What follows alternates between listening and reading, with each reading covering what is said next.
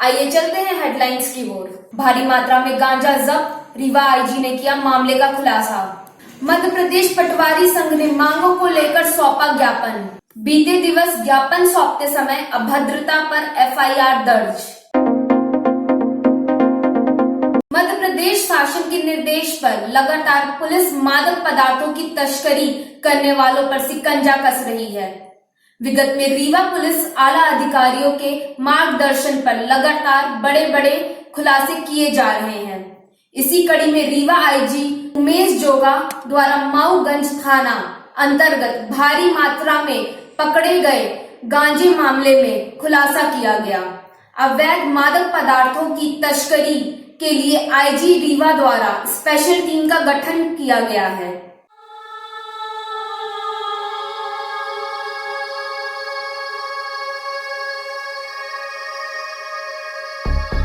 माननीय मुख्यमंत्री द्वारा और पुलिस मुख्यालय में डीजीपी द्वारा और अन्य अधिकारियों के द्वारा ये नशे के कारोबार के खिलाफ सख्त से सख्त कार्रवाई करने के लिए बार बार वीडियो कॉन्फ्रेंसिंग के द्वारा सबके द्वारा हमको निर्देश सभी ज़िलों के लिए, प्रदेश के सभी ज़िलों के लिए निर्देश प्राप्त होते हैं।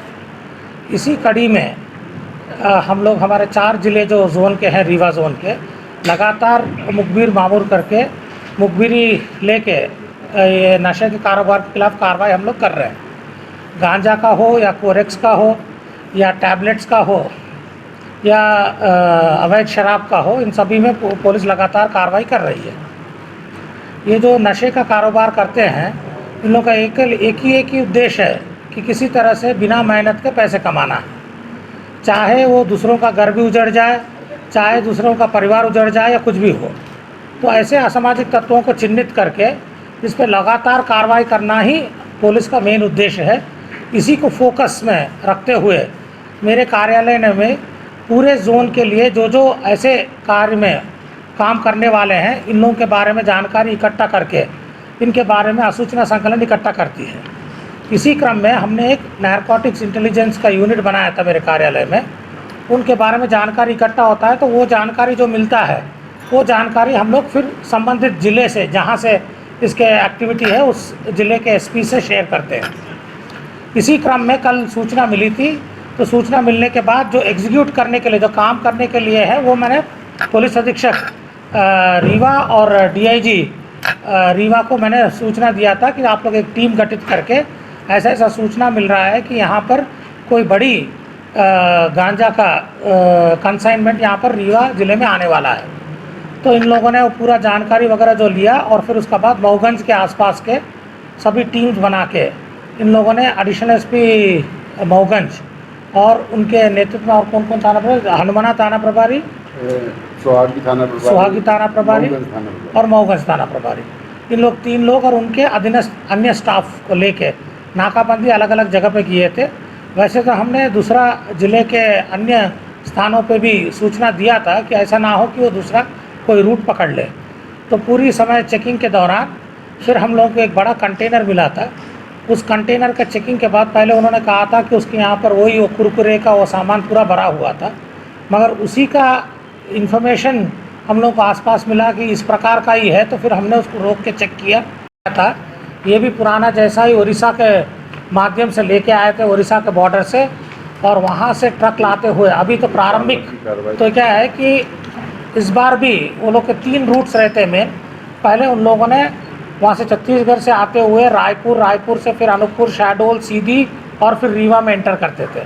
फिर उसका बाद उन लोगों ने, जैसे हम लोगों ने ये रूट टाइट किया, तो फिर उन लोगों ने क्या किया कि वहाँ से आंध्रा का एरिया से लाते हुए नागपुर से शिवनी, जबलपुर, फिर कटनी और फिर पन्ना या सतना या रीवा यहाँ डंप करते थे। ये रूट टाइट करना चालू कर दिया। फिर लोगों ने अभी नया एक रूट चालू किया है, जो वहाँ से आते हुए, झारखंड से आते हुए यूपी में एंटर करना और हनुमाना या चाक घाट का रूट। ऐसा ये ट्रक ड्राइवर जो पकड़े गए थे, इन लोगों ने बताया है।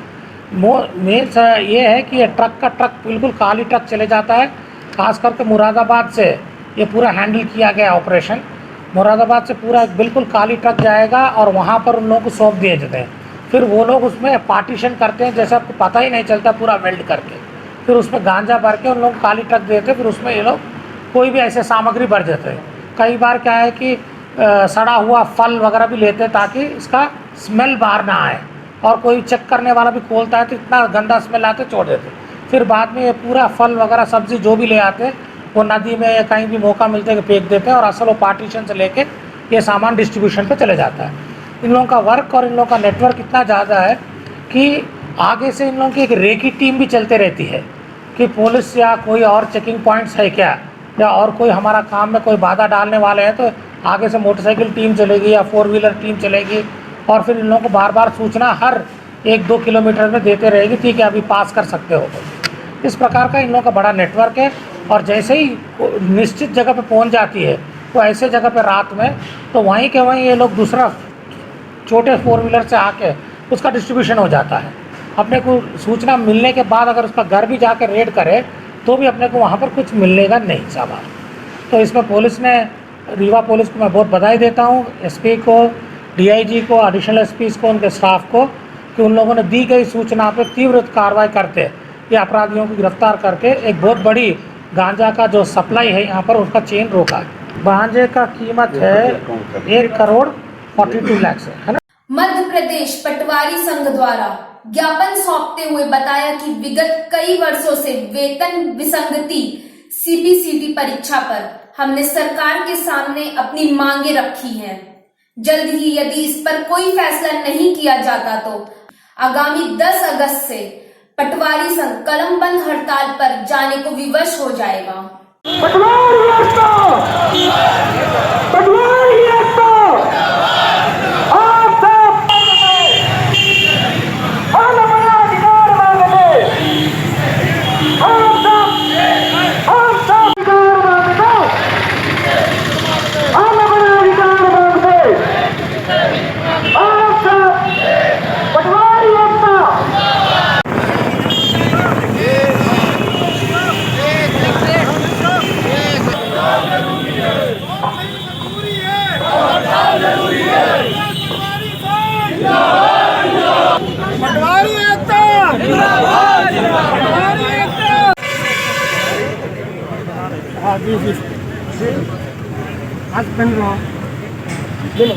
मांग तो हमारी है 2800 ग्रेड पे की।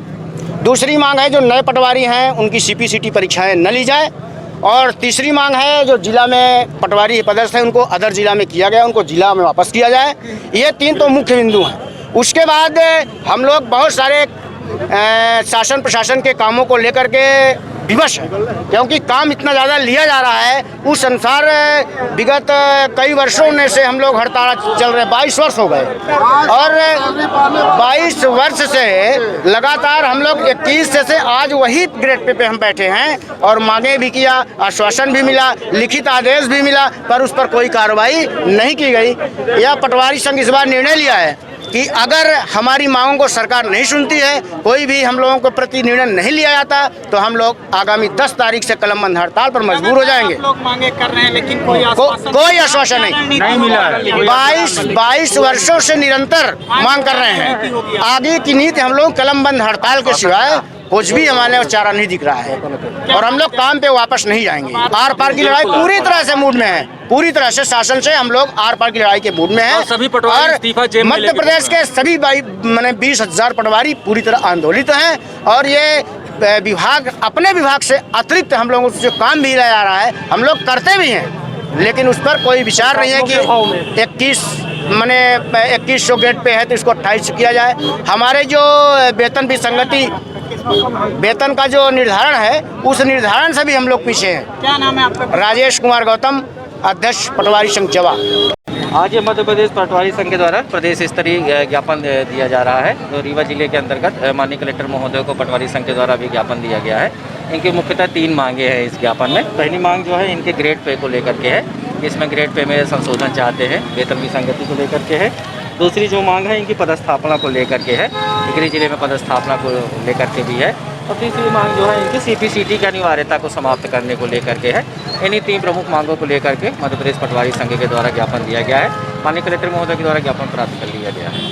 विगत दिवस वार्ड क्रमांक 9 के रहवासियों द्वारा ज्ञापन सौंपने के दौरान नगर सैनिकों एवं तहसीलदार के साथ कहासुनी हुई। रहवासियों की समस्या थी कि अधिकारी उनकी मांगों को सुने एवं शीघ्र निवारण करें। इस पर भीड़ आक्रोशित हो गई और कलेक्टर साहब को बुलाकर उन्हें ज्ञापन सौंपने की बात कही। इससे काफी देर तक पुलिस से उनकी कहासुनी हुई। इसके बाद मामला कलेक्टर के संज्ञान में आया तो जिला अधिकारी द्वारा इस मामले में एफआईआर के निर्देश दिए गए। सिविल लाइन थाना में इस मामले की एफआईआर दर्ज करा दी गई है।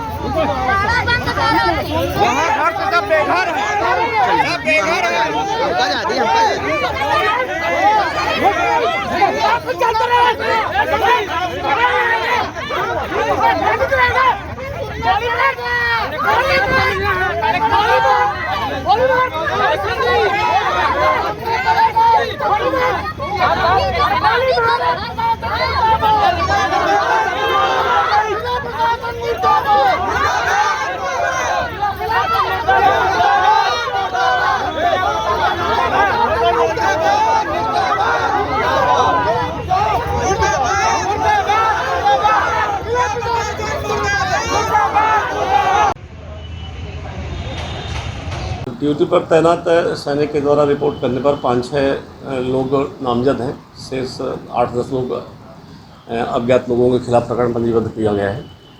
क्या मामला दर्ज हुआ है सर? क्या 353, 147, 188 और महामारी अधिनियम के खिलाफ प्रकरण पंजीबद्ध किया गया है। खबरों के लिए बने रहिए न्यूज़ कालिका दर्पण के साथ। नमस्कार।